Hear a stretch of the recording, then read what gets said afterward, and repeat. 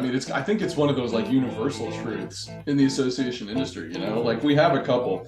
Every association is trying to do too much with limited resources. Every single one I've encountered. Yeah, it's this constant struggle.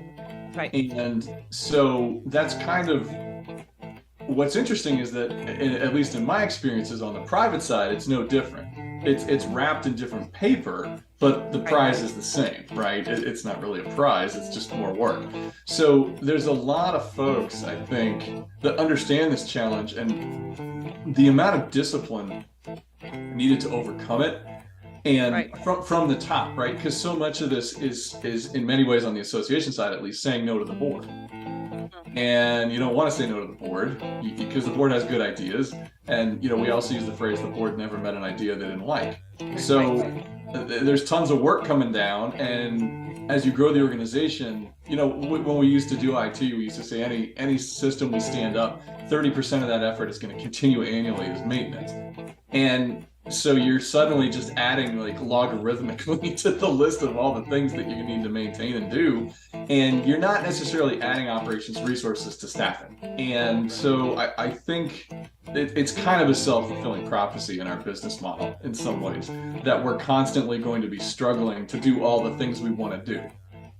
Also, when you put a lot of aspirational, mission-driven, excited people together, they tend to overestimate what they're going to be able to accomplish. Oh yeah, shopping while hungry. Right, shopping while hungry. Yeah, it's good. Oh, maybe I can use that instead of champagne on a beer budget. That's the association business model, to choose projects as you go shopping when you're hungry. I have even a phrase for it. I call it the expanding hollow sphere. And as the sphere gets bigger, the surface area that it covers grows exponentially. And so the amount of infrastructure you need to support it so that it doesn't implode is much, much greater. And there's a lot of organizations that I've spoken with or that I know of that are in a situation where they do not have all the cross pieces and beams and whatever else you would need to support the surface area of their sphere. And so what happens at that point is that it stalls and it can't grow anymore because there's nothing supporting it. And I think there are a lot of organizations that are not excited about investing in something that is so unsexy as operations. And yet, then they get to a point where they invested in the sales team and they invested in the product and they invested in all the other stuff. And that's wonderful, but you still need gas in the engine. It doesn't matter how good the car is. With no gas, you're not going anywhere. So yeah, let's go over to another member of our team who asks great questions and suggests great topics. Let's go take a spin with Mabel. What do we got? Favorite app. Mabel has landed on the topic of favorite app. What does that mean to you when you hear it? It's a good question. Usually I think of just a really useful app on my phone and get away from them. But I see them using Discord. And I think Discord is a very cool app. I use it because we play net gaming. So I game with my kids and we always just hop on Discord and jump into channels so we can talk with each other. It's super easy to use. I don't know if it's like the vocal version of Slack or what, but apparently it's more than that though, because it also has a feature like Slack, because they're always sending me memes and stuff through it, and that's how they communicate. They send memes rather than actually type words. So that's a pretty cool app. I think when you talk about, I use examples from the consumer realm all the time when I'm doing talks for our industry, because I think, well, we're behind. That's not a huge surprise. But I always say our members are also consumers and they consume these products, and that molds and shapes their expectations of what they're going to get as a consumer of our product, their membership. Yep.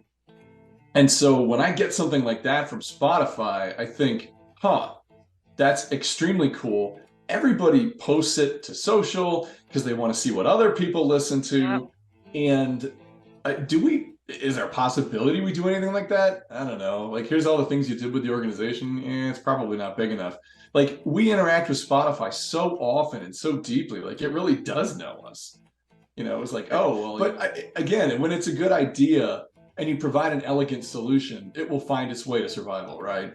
There's a conversation about whether CIOs should come from IT, because the communication and collaboration skills need to be so advanced and you need to be transparent, and you need to have project management. It's an interesting skill set that is expected and then also needed to be successful. And I think in many ways that skill set and the success are dependent upon the organization and its culture and whether they're truly ready. So here's a good little bit that doesn't really have a lot to do with the CIO, but then again, it does.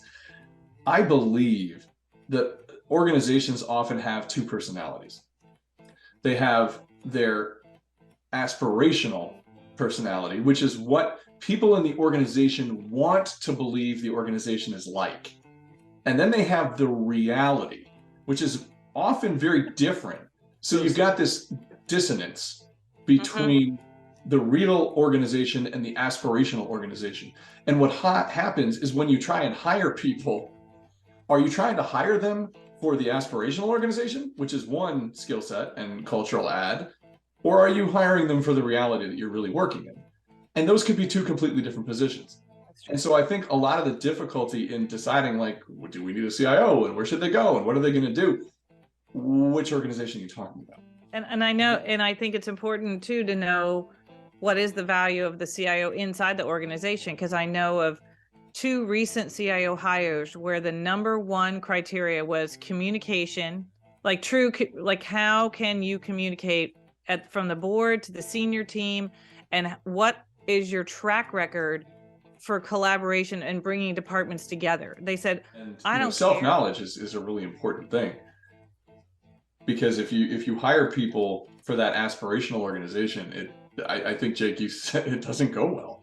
Well, let's pair that with what we talked about earlier, where, project-wise, we go shopping when we're hungry. Yeah. Right. How many of our senior leaders really have time set aside for the coaching and mentoring and care and feeding of their people and their programs, that they can spend the time to do something like that, to sit with a junior staff and outline a professional development plan for the next 3 years to gain them the skills and the attributes that are going to get them to the next level, whether it's with your organization or another. I'm ready.